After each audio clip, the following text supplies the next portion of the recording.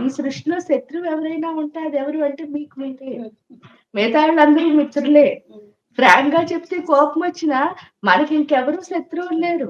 మనమే శత్రువు. దాన్ని మనం కంట్రోల్ చేసుకునే దాన్ని బట్టి అది మనలోనే అంటే అందరికీ ఒకటే ఆప్షన్ ఇస్తాడమ్మా దేవుడు.